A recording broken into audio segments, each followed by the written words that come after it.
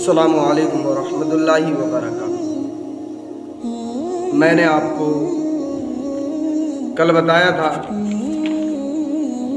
کہ سونے اور چاندی کی زکوٰۃ کس طرح نکالیں، اونٹوں کی زکوٰۃ، گائے بھینس کی زکوٰۃ، بکریوں بھیڑوں کی زکوٰۃ کس طرح نکالیں۔ میں نے کل آپ کو یہ بتا دیا۔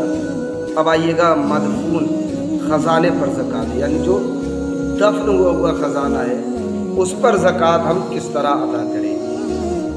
یعنی جو ہمیں جو ہے وہ کھیت وغیرہ میں یا ہمارے گھر میں جو خزانہ نکل آئے، دفینہ جس کو بولتے ہیں، وہ اگر ہمیں مل جائے تو ہم اس پر پھر کس طرح زکوٰۃ دیں، ملاحظہ کریں۔ زمین کھودتے ہوئے اگر کسی شخص کو اپنی مملوکہ زمین سے کوئی دفینہ یا خزانہ مل جائے تو وہ سارا اس کا ہوگا، یعنی اگر اس کے گھر کے اندر اس کی اپنی زمین ہے، چاہے وہ کھیت کی ہو، گھر کی ہو، جو بھی زمین ہو اپنی ہو، اگر وہاں دفینہ مل جائے، دفن ہوا خزانہ مل جائے تو پھر کیا ہوگا؟ اگر باہر سے ایسی جگہ سے خزانہ ملا جو مباح ہو، یعنی اس سے ہر کوئی فائدہ اٹھا سکتا ہو، وہ اس شخص کا ہوگا جس سے ملے گا۔ جس شخص کو بھی مدفون خزانہ مل جائے اس کو چاہیے کہ اس کا 5واں حصہ اللہ کی راہ میں تقسیم کر دے یا حکومت وقت کے زکوٰۃ فنڈ میں دے دے۔ یعنی وہ بندہ یا تو اپنا اس خزانے کو میں سے 5واں حصہ نکالے، اور 5واں حصہ چاہے وہ اگر اسلامی حکومت ہے تو زکوٰۃ کا جو فنڈ وہاں جمع ہوتا ہے تو اس میں جمع کر دے تاکہ وہ غریبوں کے کام میں آ جائے، یا پھر ویسے غریبوں میں بانٹ دے، تب بھی کوئی دقت نہیں ہے۔ تو اس طرح وہ اپنے مال کا 5واں حصہ جو ہے وہ زکوٰۃ ادا کر دے گا۔ اچھا، عشر یعنی زراعت اور پھلوں کی زکوٰۃ، یعنی جو کھیتوں کے اندر ہم غلہ اناج جو ہوتا ہے اور پھل وغیرہ جو ہم کرتے ہیں تو اس کی کس طرح زکوٰۃ نکالی جائے گی۔ عشر کے لغوی معنی ہے 10واں حصہ۔ اس سے مراد وہ حصہ ہے جو اللہ کی راہ میں دینے کے لیے مقرر کیا گیا ہے، اسے حکومت وصول کرنے کا اختیار رکھتی ہے۔ یعنی اس کو حکومت جو ہے، اگر اسلامی حکومت ہے تو وہ آپ سے بالکل جو ہے حاصل کرنے کا اختیار رکھتی ہے، اپنی پولیس بھیج کر کے جیسے بھی ہو وہ آپ سے لے سکتی ہے، کیونکہ اللہ پاک نے کیا ارشاد فرمایا، کلوا من ثمرہ اذا اثمر وآتوا حقہ یوم حصادہ ولا تسرفوا انہ لا یحب المسرفین۔ یعنی اللہ پاک نے فرمایا کھاؤ ان کے پھل جب وہ پھل لائیں، اور اس کا حق یعنی زکوٰۃ ادا کرو جس دن وہ کٹے، اور بیجا خرچ نہ کرو، اللہ بیجا خرچ کرنے والوں کو پسند نہیں کرتا۔ یعنی اللہ رب العزت بیجا خرچ کرنے والوں کو پسند نہیں فرماتا ہے۔ جب کھیتی اٹھے یعنی جب آپ کاٹیں تو آپ اس کی زکوٰۃ نکال دیں، اس کا عشر نکال دیں، کیونکہ یہ آپ پر فرض ہے، واجب ہے آپ پر۔ مفسرین اکرام اس پر متفق ہیں کہ اس آیت سے مراد پیداوار کی زکوٰۃ ہے۔ اس سلسلے میں چند حدیث مبارکہ سن لیجئے گا۔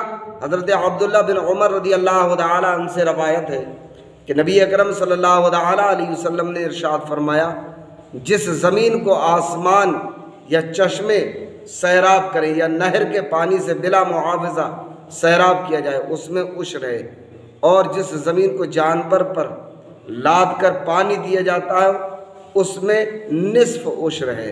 یعنی اگر بارش کا پانی ہے یا نہر وغیرہ کا جس سے کہ ٹیکس نہیں جاتا تو اس سے 20واں حصہ ہے۔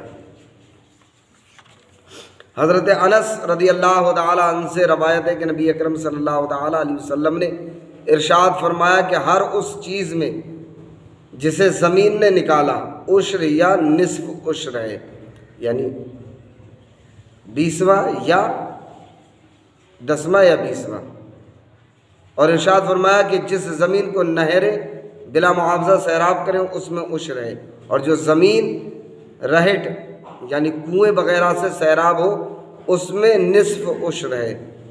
ان احادیث مبارکہ سے معلوم ہوا کہ جو زمین بارانی ہو یعنی بارش کی جاتی ہو یا چشموں سے، پہاڑی، ندی، نالوں یا نہر بلا معاوضہ سے، بلا مشقت و معاوضہ سیراب کی جاتی ہو، اس کی پیداوار کی زکوٰۃ یعنی عشر کل پیداوار کا 10واں حصہ ہے۔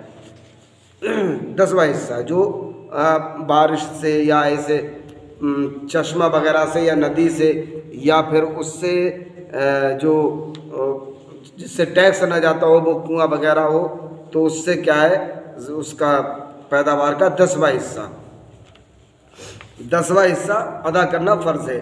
اور جس زمین کا پانی خرید کر یا جانور پر لاد کر یا ٹیوب ویل یا ایسی نہر جس کا آبیانہ حکومت وصول کرتی ہو سیراب کیا جاتا ہے، اس میں زکوٰۃ نصف عشر یعنی کل پیداوار کا 20واں حصہ فرض ہے۔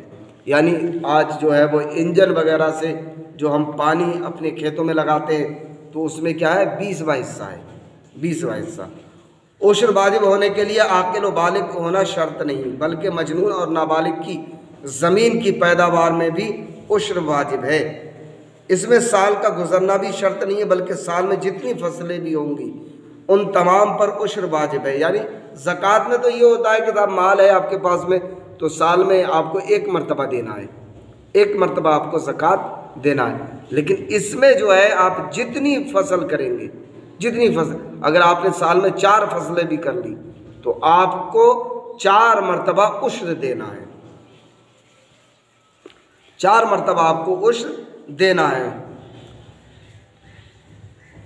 ایسا نہیں ہے کہ عشر جو ہے وہ نہیں دینا ہے، بلکہ جتنی مرتبہ آپ اس میں فصل کریں گے آپ کو عشر دینا ہے۔ اس میں سال کا گزرنا بھی شرط نہیں ہے، اس میں پیداوار کا باقی رہنا اور زمین کا مالک ہونا بھی ضروری نہیں ہے۔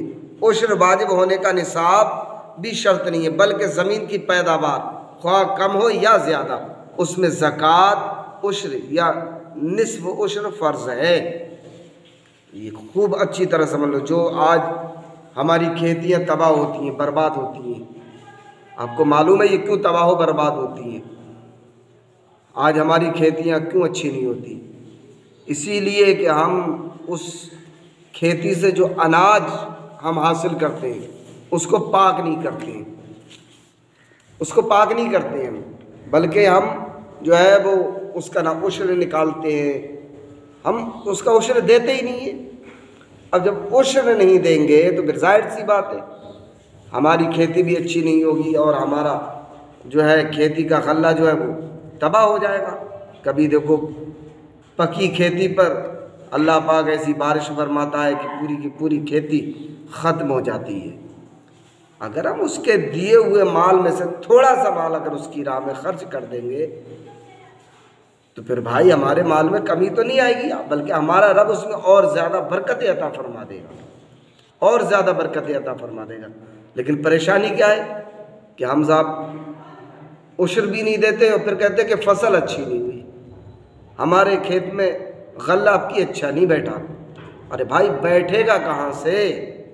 آپ اپنے غلے کو جو پاک تو کر نہیں رہے، غلہ کو پاک کرو۔ جب کھیت میں اپنا غلہ کاٹو اور جب اس کو اٹھاؤ تو فوراً عشر نکال دو، اس کی زکوٰۃ وہیں نکال دو، پھر تم اپنے کھیت کی فصل دیکھو کہ اللہ رب العزت تمہارے کھیت میں کتنی برکت عطا فرماتا ہے، کتنی برکت دیتا ہے۔ اس لیے اپنے کھیتوں کی جو ہے وہ پیداوار دیکھو، پیداوار کتنی ہے، پھر اس پر جو ہے عشر نکالو، یعنی جو اس کی زکوٰۃ ہے وہ ادا کرو۔ انشاءاللہ تعالی آپ کی کھیتی بھی اچھی ہوگی اور آپ کی کھیتی میں جو ہے اللہ پاک برکتیں بھی عطا فرمائے گا۔ السلام علیکم ورحمۃ اللہ۔